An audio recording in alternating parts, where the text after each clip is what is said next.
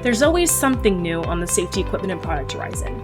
We have you covered on this episode of the MDM podcast.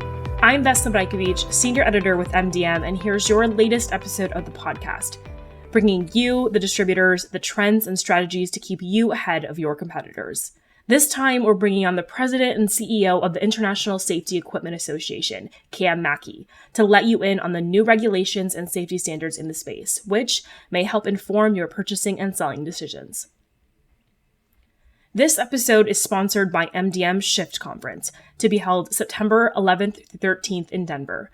Our core theme is about business model innovation, specifically how you as a business leader can shift your go-to-market model to engage with your customers more deeply, stay ahead of your competitors, and to drive profitable growth.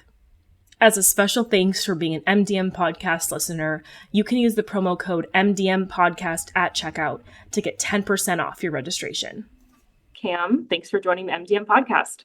Hey, Vesna, thanks so much. Great to talk to you today. Cam, I was hoping you could help set the scene for our listeners because at MDM, we see the value in reporting on safety products and equipment because of the role that safety suppliers play really across every single industry we cover, whether it's electrical and plumbing or gases and welding, and really so on across the board. And it's also kind of an easy grab for distributors who are looking to expand their product lines. So to us, it's important, and maybe it's easy to grasp for a lot of people why it would be important. But for someone ingrained really in the industry, speaking to both distributors and manufacturers of safety equipment, how are you expressing that importance of this industry? Yeah, first I'd say thanks for the invitation to talk to you. And in terms of how I feel about the importance of safety, it's really exciting and it's energizing. I think, I've been fortunate to work with some really great manufacturing companies throughout my career. And if you ever ask like a CEO of a manufacturing company, what do you care most about? Almost all the time, the first thing they are going to say is safety. And so they're thinking about, hey, the workers at our companies and the plants and the distribution centers, just making sure that they can go home, safe to their loved ones every night. And just like you mentioned, that kind of goal of universal safety so that everyone's going home intact, physically healthy and safe, mentally healthy and safe. That's probably, I think, the most important thing as employers that we can deliver. Just in terms of physical safety products, though, so things like PPE, hard hats, eyewear, et cetera. 125 million workers in the US rely on that every day to keep them safe. So there's a market opportunity, which is exciting because, we're businesses, we want to, make money and take care of our employees. But there's also a great human opportunity to protect those 125 million workers. And we're reporting a lot on the second quarter earnings right now for several of our largest distributors, and we're hearing a lot in these reports about this environment of industrial softness and distribution. So I'm curious what you're hearing about demand for these safety products and any impacts you're hearing. Yeah. So depending on when this podcast episode airs, the last few days, the stock market's been absolutely wild and bananas. And, some people think it's the end of the world. And here at ISEA, we follow ITR economics really closely. We think they're really best of breed in terms of, separating signal from noise. And kind of their take on it is this. It's there's a lot of froth in the market. The stock prices have been too high relative to the profit levels. So when you peel that back and kind of get to your question, Vesna, let's look at actually, in industrial manufacturing, maybe construction, mining. For months, if not over a year, most forecasters have predicted that 2024 was going to be soft, potentially recessionary in some markets, certainly in some geographies for non-res construction. So not to minimize, the pain and the difficulty of going through contracting growth, but this has been forecast by a lot of great people for, in some cases, over a year. We, as an industry association, we've seen it with some of our members, both, the manufacturers of PPE and the channel distributors and independent reps. But we continue to kind of subscribe to the forecasts that say that, number one, manufacturing is going to continue to decline a little bit this year, but 2025 is absolutely going to be an accelerating growth year. So overall, a relatively positive story. Non-res construction, maybe a little tougher. It's going to decline through 2025. but then going into 2026, it'll return to growth. So kind of the takeaway, the sky is not falling. It's not the end of the world. You're absolutely right. There is softness, Vesna, but hopefully companies have been able to plan for that and make adjustments. I know it's 2024 already. To go back to 2020 and think about the pandemic, it seems so far away, but are there still kind of lingering impacts from that surge? There are, and I think it's a testament not just to, the PPE industry. So I say that, meaning manufacturers, test labs, distributors, but also our government, that so many stakeholders really stepped up and made the investments, sometimes with no guarantee of return in producing, whether it's apparel, gloves, respiratory, and in some cases, while still protecting construction workers or food safety workers, et cetera, that they made those investments, to protect not just our citizens, but our frontline healthcare workers. So, we've seen some numbers of the insane run up in, for example, disposable masks during COVID, and none of us wanted that to be the new normal, right? None of us wanted to be able to, or to have that need for that many respirators. So for some companies, companies with heavy exposure to healthcare, PPE, certainly their sales have shrunk relative to COVID, but it's more a normal industrial cycle that we're seeing now. So I think our industry did a great job ramping up production, in some cases even opening new facilities, and they've also done a nice job dialing it back. One of the priorities we're focused on, kind of the last point here, I'd say, Vesna, is just making sure from a policy perspective that our government here in the States understands that next time there's a pandemic, there's not an on-off switch for the industry to make millions and millions of more items of PPE. And so we are strong advocates for having essentially like warm manufacturing contracts. So the government keeps just and funds some capacity there, for example, for the strategic national stockpile. So the next time when a pandemic happens or when there's a disaster, even wildfires, that we have the capacity there. So we're not scrambling as much. And I guess speaking about those regulatory environment, what are the kind of the other key issues that you're looking at? Any changes that distributors should be aware of that are going to impact them? Yeah. So I'll talk about regulatory here separate from standards, because I know we can talk more about standards later. There's no shortage of stuff going on from a regulatory perspective. And before kind of getting into the weeds, just high level, we are in a presidential election year, and we are not going to talk about politics, but, depending on who wins the White House, that'll certainly have an impact on, what regulations are put forward. The first one, for example, heat stress, it's a big issue. Wow. Over 92 million workers in the States really should be wearing some type of heat stress protection on the job. So when I say heat stress protection, think of this like a cooling towel, a phase change vest, which has, I think the tech's been around for 30 years, but it still blows my mind, right? You can basically keep cool for 24 hours thanks to this stuff. So about 92 million people should be wearing some type of heat stress protection on the job. And OSHA just put forth their proposed rule, their proposed standard on heat stress. So right now, there's no change, right? There's no requirement unless, you're one of those few states that has a heat stress plan like California, Maryland, et cetera. But definitely something to watch out for. So I think a couple things. Number one, we have seen, just thanks to the National Emphasis Program from OSHA on heat stress, very substantial increases in the sale of heat stress products. So hopefully most of your listeners have seen that in their product portfolio. One distributor we talked to said, the delta between 2023 and 2024 was 5x. So sold 5x more. And I think it was the month of May, heat stress products. So great market opportunity, regardless of where the OSHA standard winds up going. So definitely a category to have a play in and watch the regulation. Just so folks know, the next step, there's a 120-day comment period. OSHA's been moving lightning fast so far, but ultimately it depends on who wins the White House. Yeah. So that's the big reg. Happy to talk about some other regs if that's of interest too. And you mentioned these safety standards a couple different times for distributors and manufacturers. And can you give us kind of an overview? What's happening? What's upcoming? What do we need to know about in distribution? Yeah, definitely. So safety standards. So kind of a quick thumbnail. Oftentimes we'll talk to someone who, we saw a little bit of safety, and they'll use words like standards and regulations kind of interchangeably. Long story short, they're really different. So we are one of the few bodies that creates industry standards for safety equipment and PPE. There are a few others, and we work closely, like ASTM or ASSP. And the bottom line, Vesta, there's a lot going on. So right now we have about 5 of our standards that are American national standards that are either just have been revised or are right at the finish line.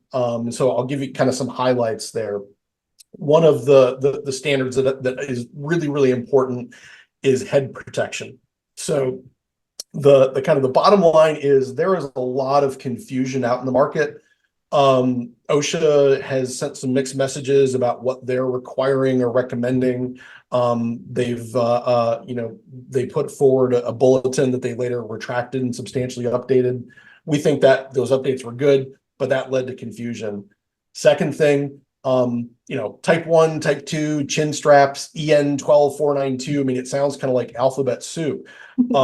And for folks who maybe don't have all the education or information they want, that's also led to confusion in the market. So what ISCA is doing about it, number one, we're working very closely with our stakeholders on the revision of the American National Standard for Industrial Head Protection. So it's ANSI ISCA Z89.1. So again, lots of numbers and letters, but we're working really closely on the revision of that. And can't talk about the specifics just because we need to give the participants on that committee the space to have good, tough consensus conversations. But suffice it to say, we think it'll be done at the end of this year or early 25. And it really, from what I've seen, we're really excited about how it addresses those pain points out in the market. What exactly does type 1 versus type 2 protection mean? How do we get a requirement in for a chin strap, et cetera? Couple recommendations here is do not judge head protection by its cover. Maybe 10 years ago, you could look at it and kind of assume that you knew what protection would offer. You can't now. So to kind of cut through the noise, we have a page on our website. It's head protection, fact versus fiction. Just go to safetyequipment.org, and it helps kind of debunk some of those common misconceptions about head protection. So that's one big standard coming up. Another is cut-resistant gloves. This is a really, really fast-growing category, as I'm sure many of your listeners have seen. It's also a little bit messy. So what do I mean by that? A lot of workers are still not wearing the right hand protection. So about 30% that have an injury aren't wearing the right type of glove. Wow. And OSHA published some data recently that said about 50% of hand injuries could have been prevented by someone wearing a glove at all. So number one, people aren't wearing gloves, and a decent chunk aren't wearing the right ones. So there's a pretty big problem there. Hand injuries are expensive, even like a laceration, which you think no big deal, but if you go to the hospital, it's like $25,000. So we get into some pretty big chunks of change. So in the next couple months, probably we're going to have the new 105 hand protection classification standard published. I would just call this out for your listeners. It's completely new. You're going to look at a glove or look at a sleeve, and the labeling system is totally new. So make sure check out, watch the news wires, go to the ISCA website. So as soon as we publish the marking system, we will. But it's a pentagon icon. It captures cut, puncture, and abrasion resistance. So there's going to be a steep learning curve for the market. So definitely something to pay attention to. And it seems like education is a big part of ISCA, like just educating the distributors and manufacturers on the new standards and what's going to be available, what people are going to be requesting. Yep. Things like right that. On.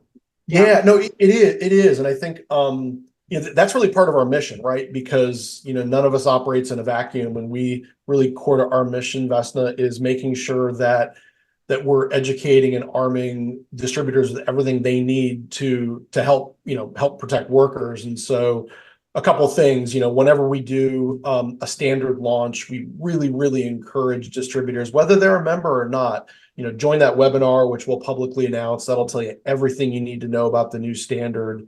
We run a safety sales training program called QSSP, and over half of the folks that take that actually are distributors. And so I kind of think of that as it's a crash course in helping sell safety effectively and confidently, because it's complicated. Again, there's standards and regs and OSHA and NIOSH and CFR 29. There's a lot of technical terms.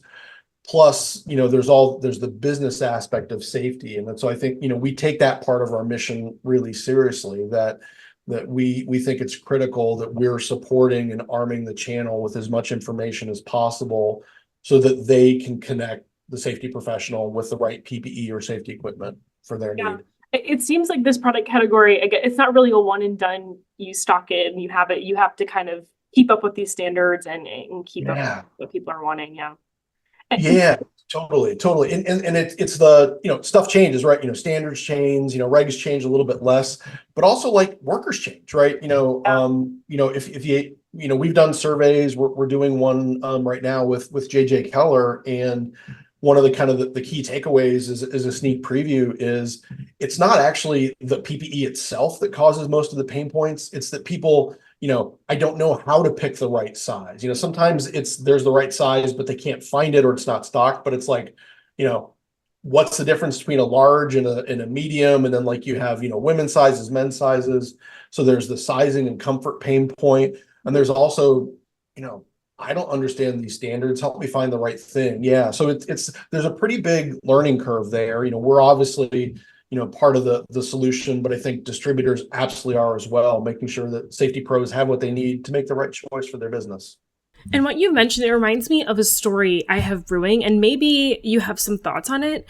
Essentially, there's a couple distributors I've come across. Valen is one that comes to mind, who have marketed a female-focused PPE line, which from what I understand, that can just mean taking a critical look at their existing product lines and selecting a subset of them that are better suited for women in the industry, for example.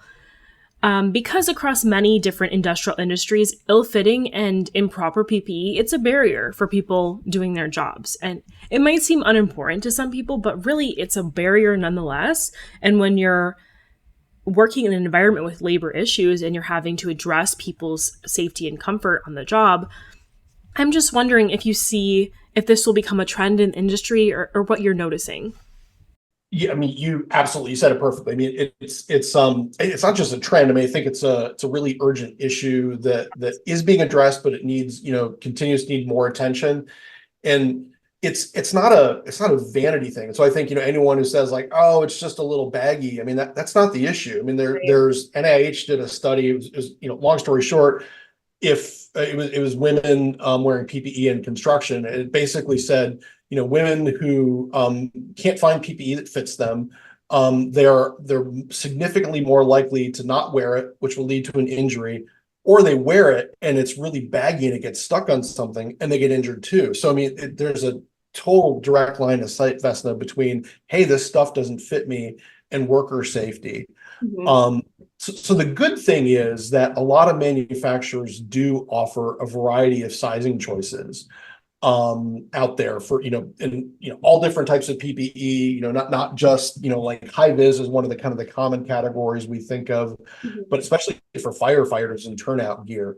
And so this is a big challenge. It's not simply, great manufacturers will make it, it requires the manufacturers working closely with the distributors to make sure that the inventories there can be accessed quickly. It's not 6 months back order. And there's actually also a research component that we're beginning to have conversations with NIOSH and other government bodies, where there's frankly not data out there for some types of PPE on different body types beyond kind of like 25-year-old Caucasians. And so, and like to do that right, I mean, that's like a super big undertaking. So it's a big problem. I think a lot of progress has been made, but there's clearly a lot more to be done. And just, last point, we're firm believers in workers having the choice and being able to wear PPE that fits, they feel comfortable and confident in. But ultimately it has to be back to safety, right? And so I think, with high vis vests, it's important to us that most important thing is that someone can be seen when they need to be, rather than someone saying, I want to wear like a black camouflage high vis vest because it's cool. So the important thing is that the protection's there. That's the most important thing. Yeah, and when you say about that research, it reminded me of this book I read, Invisible Women, Data Bias in a World Designed for Men. So essentially, the premise is that, like you said, a lot of the research is based on a certain type of body, a certain type of person, and as that environment shifts, Totally. you're still relying on that old research and that old data. It's like, okay, we have to get up with the times. Who is our workforce or realistic, workforce? That's a So great point, because there's a gender, absolutely a gender and gender identity element to that, but also ethnicity, right? I mean, yes. certain body and face attributes just tend to be different. And so it doesn't help anyone just to base all of our products on one measurement system. So Right. that's where we would encourage any university or especially government research, so through someone like NIOSH, into this, because that's a data set that could really support manufacturers offering more options that would really fit people. Yeah. And so you're working with distributors and manufacturers and other people in those kind of adjacent industries. How are you seeing them working together for these safety standards and things like that? I know that there's a little bit of disconnect sometimes between the manufacturer and distributor sharing data and in certain aspects. So I'm just curious what you're seeing. Yeah, I think what we see at the best is the manufacturers, they're the ones who really tend to roll up their sleeves and get the most actively engaged in the technical aspects of, hey, let's write a new standard or revise a standard. They're the ones generally with the deepest technical bench. But what we found, though, is that whether it's test labs, distributors, certainly end users and safety professionals, those voices are really, really important. Yeah. Because at our own peril, we kind of operate in a vacuum. And so I think for most of our distributor members, Vesna, they're generally less interested in the active, I kind of think of the roll up the sleeves, very technical aspect of standard development. But when we get closer to the finish line, so potential changes, they're of course hugely interested. So, we work with them as members and through our QSSP program to kind of help them prepare for any changes, whether it's in messaging, marketing, digital, et cetera. And sometimes, as with the new 105 standard, the changes are really significant. So it's not just here's your one-page fact sheet, but it's really kind of what can we do to arm them with kind of the FAQ and other things that we know are going to come up, because that's part of our mission. And speaking of your members, I'm curious, who are some of your larger distributor members and how they kind of interact with ISEA? Yeah. So we're fortunate to have a lot of great distributors that we work with. So Airgas is definitely an active member. Motion Industries, another active member. And then we have a lot of other distributors who are big users of the QSSP program. So Grainger, Cintas is, I guess, a little bit of a manufacturer and a distributor as well. So it definitely a lot. We also work then with some more safety specific distributors as well. Blackhawk, for example. So we work with about 15% of our membership is distributors. And then the rest would be made up of largely manufacturers and then plus some end users. Mostly in terms of the membership, Vesna, manufacturers, and then test labs. Okay, gotcha. That makes sense. But some of our manufacturers also distribute too. So it's it's a little bit of a kind of a shades of gray world. Sure.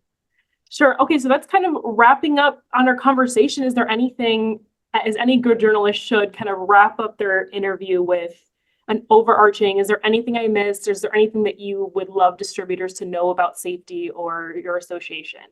Yeah, no, thanks so much for asking. I think a couple thoughts and kind of key takeaways is, number one, don't underestimate the importance of safety as a category. I mean, there's all the economic numbers. We estimate, for example, that the manufacturing, industrial, construction market in the U.S. for PPE is about 12 billion. So, it's a good chunk of change. It's 125 million workers. And so, all those numbers, yeah, it's a pretty attractive market, but just don't underestimate the human cost. And I think this is something that I love about this industry. I think everyone gets that, right? It's not just, hey, here's a new spark plug. This really does connect to the human element. Second thing, and you said it, so I'll just kind of repeat back your great point, is just remember that a lot of this stuff changes quickly. So just because, something was true in a training 2 years ago doesn't mean it's true anymore, whether it's a standard, an OSHA reg, or even maybe there's a new end user pain point. So make sure to keep up with those things. And then lastly, I think the distributors are such a critical, chain or a piece in kind of the value chain where, the manufacturers really trust and rely on you to kind of be the tip of the spear. And so it's making sure that you have the education, the information you need to not just talk confidently about the standards and the products, but to really think through the end user's pain points to do or to figure out how to help them with a job hazard analysis. So I think that's just the last thing is just, number one, thanking us for the distributors doing that, but just underscoring the importance of really, kind of being a partner in safety for those end user safety professionals, because that's of huge importance to the manufacturing community. We're grateful for the distributors doing such a good job with that. Great. And I know it looks like your background is very beautiful for those listening. He has a beautiful background with some guitars. So are you a music guy, or tell us a little bit about you? Yeah. No, I guess a hack musician. So certainly not professional, but yeah, I love playing guitar and piano. And yep, I find if they're on my walls, I pull them down and play them a lot. So certainly more so than when they were in cases. So yeah, it's just always been a passion of mine. And yeah, I'd like to have that in my space rather than, a diploma, because I don't know, I think that's boring. I'd rather have a guitar on the wall. Exactly. And DC native?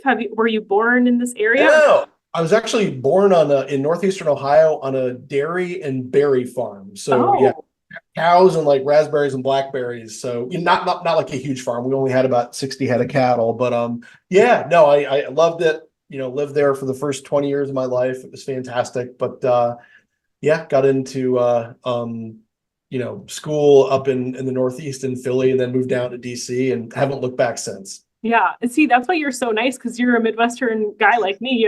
We're from the Midwest, on the East Coast, but Exactly. Yeah. You have to have a little bit of both, I guess. East Coast and Midwest in you. Hopefully not too much East Coast. Yeah. No, yeah. So I feel the Midwest folks, right? It's if we're 5 minutes early, we're late. It's that's definitely not a DC trait. Right. Okay, well, it was so great talking to you, Cam. Thanks so much for joining the MDM podcast, and I hope we'll talk to you soon. Definitely. Thanks, Vesna. Great talking to you. Thank you for listening to the MDM podcast. If you want more conversations like this one, remember to subscribe on your favorite podcast platform. And as always, find more content and in-depth analysis of the distribution industry on mdm.com. Catch you on the next one.